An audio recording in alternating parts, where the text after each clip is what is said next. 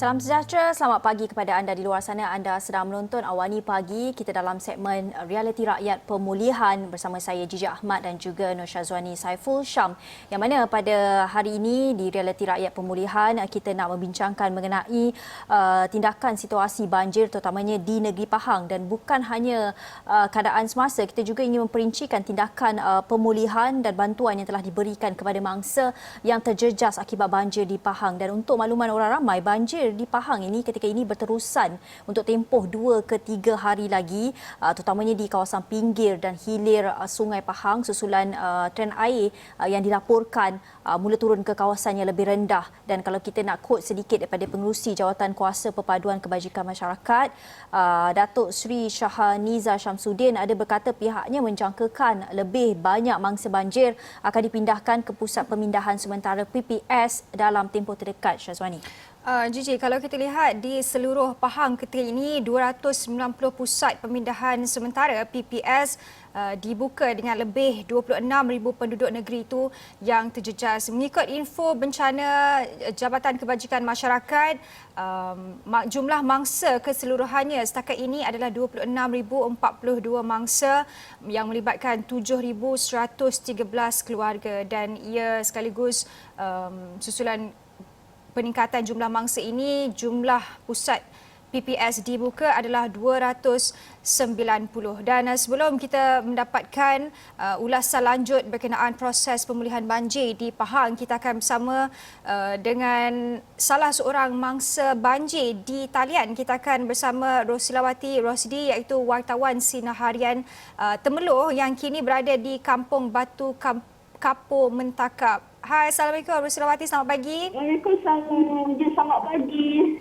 Rosilawati, walaupun kedengaran ceria, mungkin Rosilawati boleh kongsikan, Rosilawati mungkin boleh kongsikanlah sedikit pengalaman menempuh banjir sejak beberapa minggu ini. Okey, sebenarnya pada hari kejadian tu, pada hari Isnin tu sebenarnya saya ada tugasan di Raub dan juga di Rantut. Sebab saya nak pergi interview mangsa banjir korban pertama di Pahang. Jadi memang saya gerak awal pagi dari rumah. Masa tu air masih lagi di kawasan belakang rumah. Memang tak nampak pun, kita tak sangka pun banjir tu akan sebesar yang apa yang ada sekarang ni. Jadi bila saya dah berada di sana, tiba-tiba keluarga saya call, kata air dah makin naik, barang pun tak sempat kemas apa-apa. Jadi bila saya dah balik petang tu, dalam pukul 3 petang, memang saya lihat rumah saya dengan kawasan kampung dah ditenggelami air. Memang tak dapat selamatkan apa-apa barang lah. Hanya sedikit je lah, sebab baju-baju pun apa yang ada je yang saya nampak dekat ampayan. Jadi boleh katakan bukan keluarga saya sajalah, malah di penduduk kampung Batu Kapur memang tak sangka keadaan banjir teruk macam tu sekali.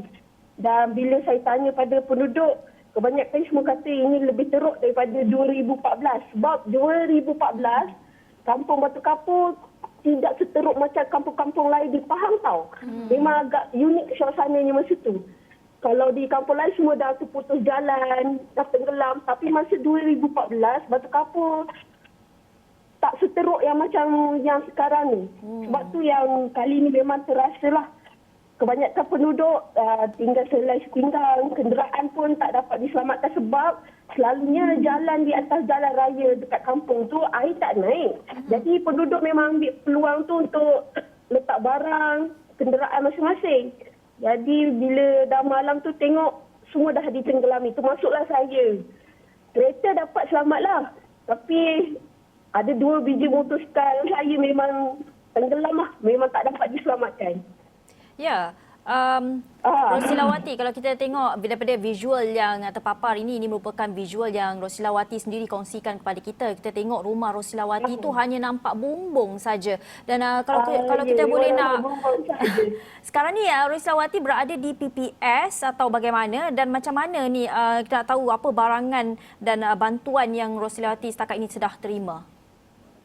Okey, so kalau saya sekarang ni memang saya tak duduk di PPS sebab saya ada bayi. Saya ada anak perempuan saya baru umur 8 bulan. Jadi saya tak berani nak ambil risiko duduk dekat PPS kan dengan musim pandemik COVID-19 sekarang ni. So saya menumpang di rumah abang saya, tetapi ahli-ahli keluarga saya, saudara mara saya semua berada di PPS Sekolah Menengah Seri Semantan. Dan bila saya tanya dekat mak saya, ayah saya dengan ahli keluarga yang lain dengan sepupu-sepupu saya, setakat ni diorang kata kalau bantuan makanan tu memang tak ada masalah lah. Memang setiap masa dia orang mendapat bekalan makanan dengan lancar. So saya rasa lega lah sebab semua diorang tak adalah berdepan dengan masalah berbanding macam PPS lain yang saya dengar, yang saya dapat tahu ramai adalah juga yang sebahagian mengadu suka untuk dapat bekalan makanan. Ada yang kata tak ada dapat bantuan apa-apa. Jadi saya rasa lega lah sebab dekat PPS Seri Semantan tu berjalan lancar.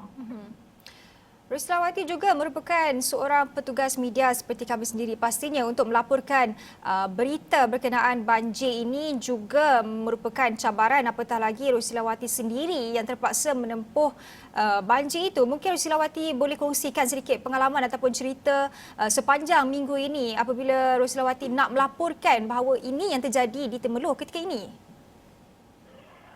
Saya akui saya memang berdepan kesukaran yang agak sulit sebab saya berada di tengah-tengah.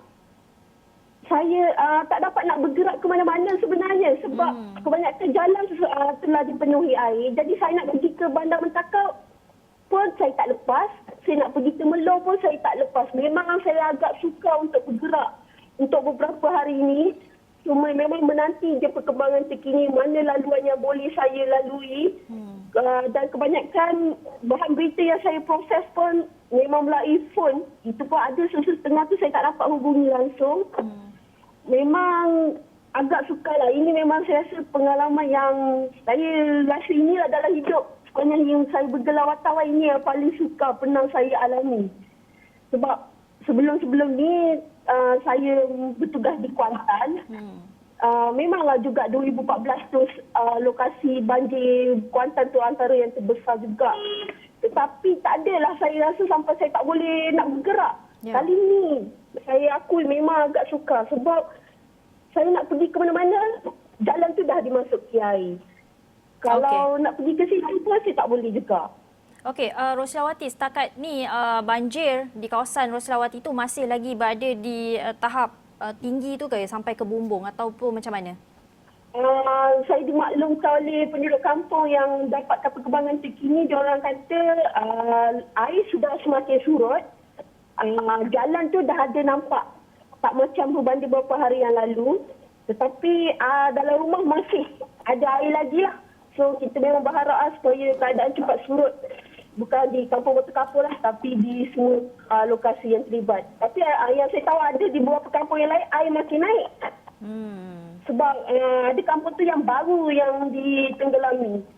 Macam Batu Kapur dengan kawasan-kawasan di sebelah area-area Mentakap ni, dekat sebelah Lancar ni dah terlebih awal dahulu lagi untuk telah ditenggelami air.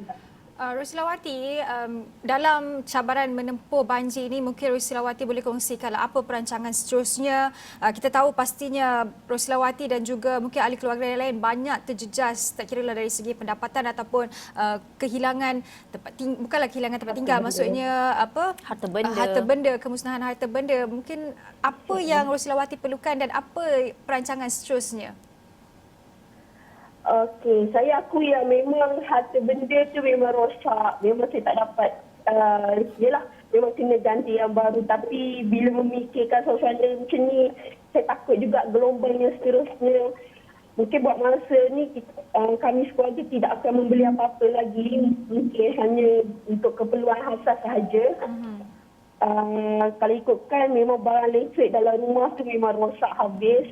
Saya tak tahu macam mana, mungkin petang ni nak pergi tengok keadaan rumah, apa yang mungkin yang perlu kami dapatkan semula. Tapi kalau air dah surut, mungkin saya dan kaum penduduk memerlukan bantuan seperti untuk membersihkan rumah. Sebab tak semua penduduk ada water jet yang untuk membersihkan rumah dengan lebih pantas. Mungkin saya berharap kalau ada NGO yang sudi datang ke kampung kami untuk membantu membersihkan rumah, itu sangat saya alu-alukan. Selain bantuan-bantuan makanan kering dan juga keperluan asas, sebab kalau ikutkan barang-barang dalam rumah macam ni lah. Ya. Kuali, dapur gas. Kita tak tahu. Okey, baik, terima kasih Roslawati Rosedi iaitu wartawan Sinar Harian Temerloh yang turut terkesan dan menjadi mangsa banjir di Pahang itu sendiri, dan kita harapkan Roslawati tabah menghadapinya dan kita pastinya mahukan pemilihan yang lebih baik pasca banjir nanti.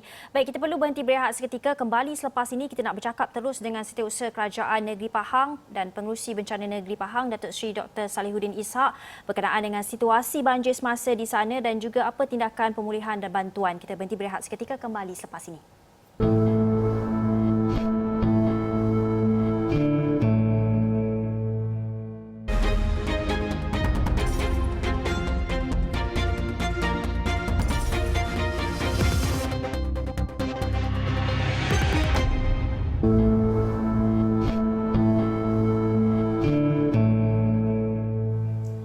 Bertemu kembali dalam Awani Pagi, Realiti Rakyat Pemulihan, di mana untuk jam ini kita masih lagi membawakan perkembangan terkini banjir di Pahang, dan dalam blok kedua ini Gigi, kita ingin menyentuh berkenaan perincian tindakan pemulihan dan bantuan yang telah diberikan kepada mangsa yang terjejas akibat banjir di Pahang, di mana sebelum ini Kerajaan Negeri ada memaklumkan pihaknya bersedia menghadapi musim tengkujuh dengan norma baharu mengikut prosedur operasi standard SOP yang ditetapkan bagi menyekat penularan wabak COVID-19. Gigi. Ya, jadi Syazwani, dalam berdepan pandemik dan banjir buruk di Pahang, apa mungkin agaknya proses pemulihan yang sudah dirancang? Untuk itu kita terus bersama Setiausaha Kerajaan Negeri serta Pengerusi Bencana Negeri Pahang, Datuk Seri Dr. Salihuddin Ishak. Selamat pagi, Datuk Seri. Selamat pagi. Assalamualaikum.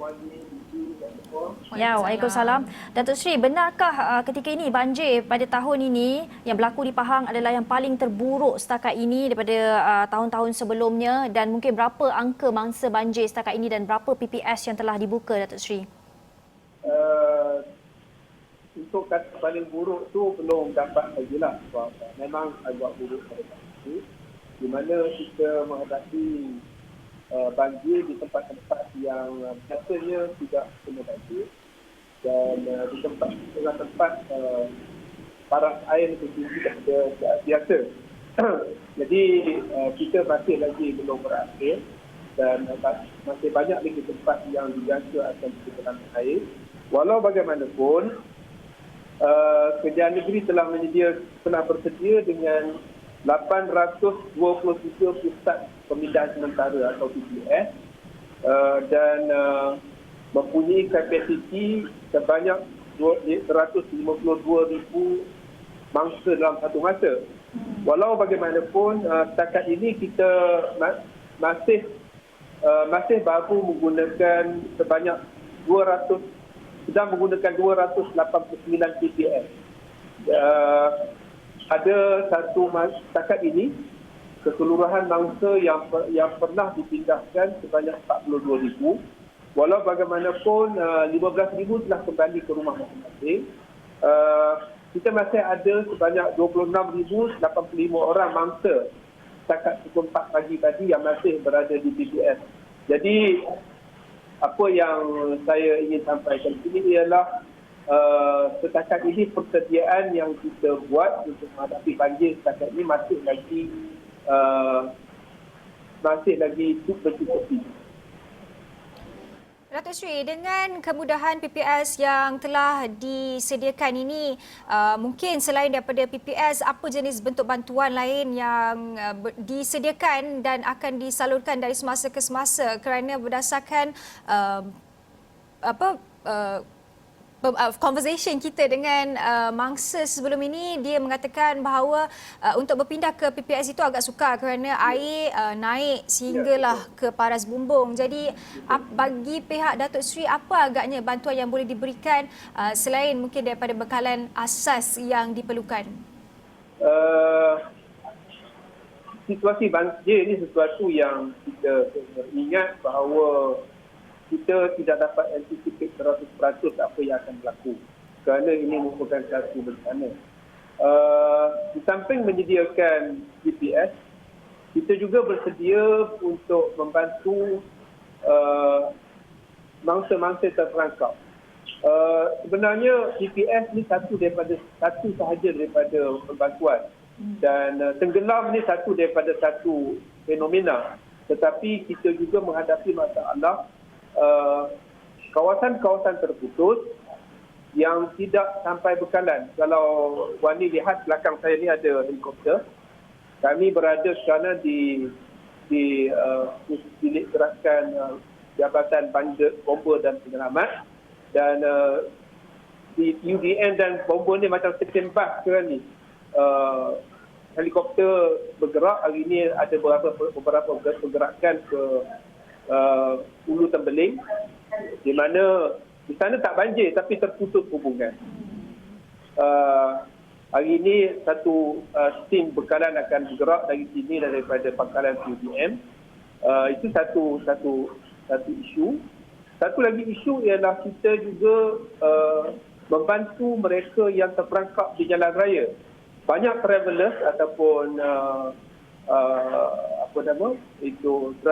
pemandu lori, travel bus, penumpang bus yang terperangkap. Yang ini pun kita memberikan bantuan makanan, memberikan bantuan ferrying, bawa mereka keluar dan menyediakan bantuan-bantuan seperti pakaian, selimut dan sebagainya. Pada satu masa, saya ingat pernah satu masa kita membantu lebih daripada 1,000 orang mereka terperangkap di jalan raya, utamanya mereka yang bergerak di antara Kelantan ke Pahang, dan banyak mereka ni terperangkap di sekitar Kuala Nipis dan Raub, dan semua mereka ni telah pun dikeluarkan dengan bantuan semua pihak lah, sebagai polis, tentera, bomba dan ATN. Ya, Datuk Sri. Ya. Melihat daripada keadaan sekarang ini, adakah PPS dijangka akan dibuka lebih banyak untuk mangsa banjir ataupun PPS yang ada di Pahang ketika ini cukup, dan ada juga dikatakan bahawa bantuan untuk sampai ke PPS itu lambat, Datuk Sri. Bagaimana perkara itu diatasi? Saya dah mengakui, dan nombor satu kami mengakui memang ada keadaan bantuan sampai lambat. Ini ada kerana beberapa sebab. Yang pertama, di setengah tempat PPS sendiri tenggelam. Seperti kalau Wani tengok malam lawatan Puan Yang Maha Mulia Presiden Agung, yang dia naik bot, dia naik motor, itu pergi ke PPS yang mana tidak pernah banjir di kawasan itu, tidak pernah tenggelam, PPS tenggelam. Kita terpaksa membuat PPS sementara di menggunakan kemah-kemah. Itu yang pertama. Yang keduanya, ada keadaan memang tidak disediakan PPS kerana tak pernah banjir. Seperti pada 3 hari bulan di Maran, di Kampung Cedong, kampung ini penduduk kata lebih 60 tahun tak pernah banjir. Tetapi mereka membuat PPS sendiri, dan oleh sebab ini tempat-tempat demikian, kita tidak menyediakan PPS, tidak menyediakan pangkalan hadapan terdekat. Kita terpaksa membawa bekalan dari luar, dan bekalan dari luar ini mengambil sedikit masa, ada setengahnya sampai sehingga 5 hingga 6 jam.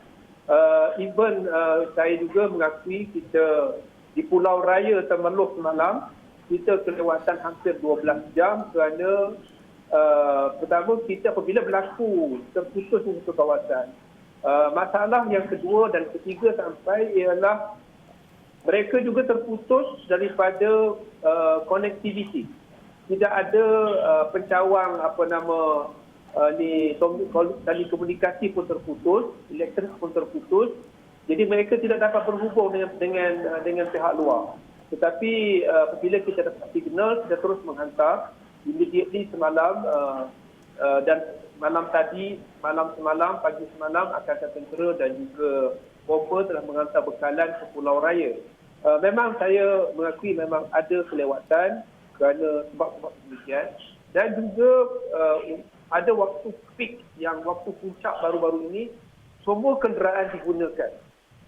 Semua helikopter digunakan, semua bot digunakan, dan segala manpower untuk makluman Wani dan semua di luar sana, segala hampir 100% pasukan petugas telah bergerak sepanjang masa almost 24 jam. Dan di samping itu, kaki tangan awam, pejabat-pejabat daerah, pejabat majlis daerah, majlis perbandaran juga telah diarahkan untuk memberikan sokongan dan bantuan kepada petugas-petugas. Jadi keadaan demikianlah menyebabkan kelewatan. Okay. Datuk Seri, itu adalah bantuan segera yang digerakkan dalam jangka pendek ini. Tetapi kita ingin melihat ke depan, Datuk Seri, apa agaknya plan jangka panjang bagi proses pemulihan ini? Kerana kita faham mungkin proses pemulihan ini akan memakan sedikit masa. Tetapi mungkin dari pihak Datuk Seri, apa agaknya perancangan yang sudah diplankan buat penduduk-penduduk yang terjejas ini? Okay, kita ada plan jangka pendek, jangka sederhana dan panjang. Jangka pendek yang paling immediate ialah pasca banjir, selepas sahaja banjir selesai. Sebagai contoh, di Lipis dan Rauk sekarang ini, air telah pun surut, hampir semua telah kembali ke rumah masing-masing. Tindakan yang pertama ialah untuk membersihkan kediaman. Yang ini Kerajaan Negeri telah mengaturkan rancangan bersama dengan NGO dan semua jabatan untuk membersihkan kediaman. Dan yang keduanya, pembersihan kawasan. Yang paling kita bimbang sekarang ialah penyakit. Biasanya banjir akan diikuti oleh penyakit kerana sampah, bangkai binatang, najis manusia bertebaran di mana-mana dan boleh menyebabkan penyakit. Pasca banjir terus bergerak dan majlis pihak berkuasa tempatan telah pun diarahkan untuk membuat pembersihan serta-merta dengan secara darurat. Ya, Datuk Seri.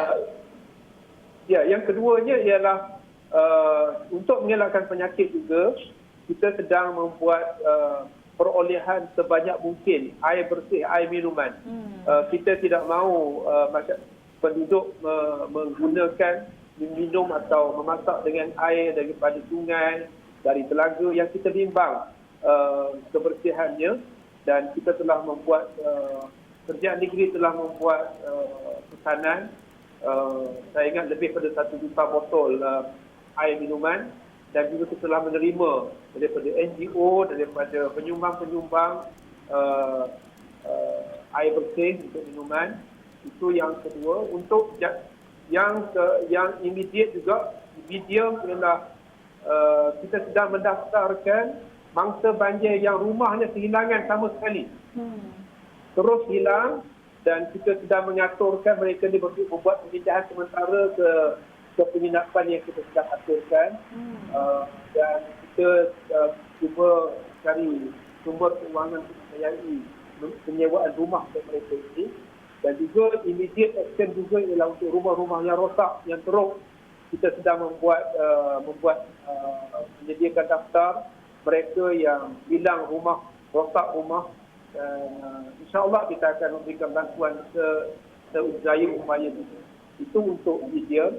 Dan untuk long term, Kerajaan Negeri telah pun semalam dalam majlis mesyuarat kerajaan semalam, Yang Amat Berhormat Menteri Besar telah mengumumkan untuk aktifkan jawatan kuasa pra-bencana yang saya sendiri akan mengurusikannya dengan beberapa ahli exco untuk pemulihan ekonomi, termasuk pertanian yang musnah, ternakan yang musnah dan punca-punca pendapatan yang hilang. Di mana kita dapat bantu, kita akan memberikan bantuan sepenuhnya dengan kerjasama semua pihak, termasuk Kerajaan Persekutuan, penyumbang-penyumbang dan semua pihak.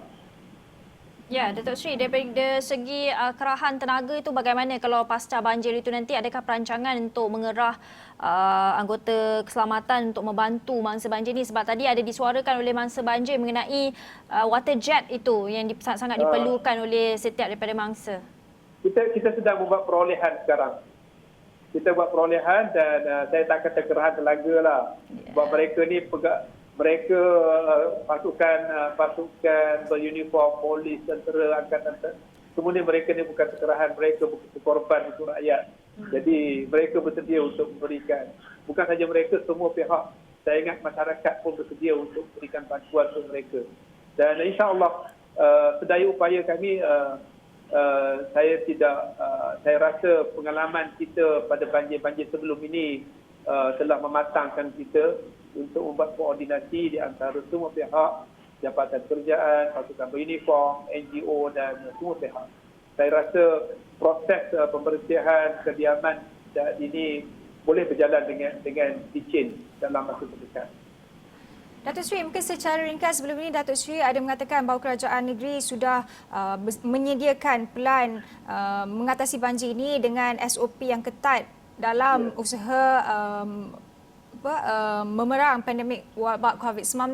Mungkin jaminan terakhir yang boleh diberikan oleh Datuk Seri, apatah lagi selepas ini pastinya ramai yang ingin menghulurkan bantuan. Jadi untuk tidak mencetuskan penularan yang seterusnya ataupun kluster yang seterusnya di Pahang ini, apa jaminan yang boleh diberikan oleh Datuk Seri? Yang pertama, kami seluruh rakyat Pahang amat mengalung-alungkan semua bantuan daripada banyak pihak. Itu yang pertama. Yang keduanya, kami meminta kerjasama yang sebaik-baiknya daripada semua pihak untuk mematuhi SOP yang telah ditetapkan.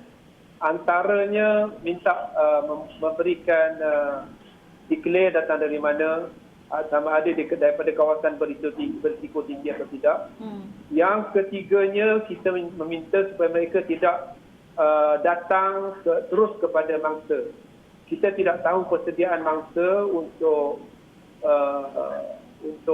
protect themselves daripada COVID. Minta datang membuat pendaftaran kepada PKOB daerah masing-masing. Sebab kita akan memberikan bantuan sebaik-baiknya. Jangan, saya minta semua NGO, semua pihak jangan menganggap kita ni menambahkan red tape, tetapi kita nak memberikan perlindungan kepada semua pihak di tempoh ini. Okey, baik. Terima kasih Datuk Seri Dr. Salihuddin Ishak, Setiausaha Kerajaan Negeri Pahang dan juga Pengerusi Bencana Negeri Pahang yang sudi bersama kami di Awani Pagi Realiti Rakyat Pemulihan. Kami ucapkan terima kasih banyak-banyak meluangkan masa. Kita harapkan lebih banyak mereka di luar sana di barisan kepimpinan meluangkan masa bersama kami di sini untuk menjelaskan lagi keadaan lebih-lebih lagi dalam musim banjir buruk ketika ini. Dan apapun, sekian saja Realiti Rakyat Pemulihan di Awani Pagi. Saya Jijak Ahmad. Saya Nur Syazwani Saiful Syam. Jumpa lagi.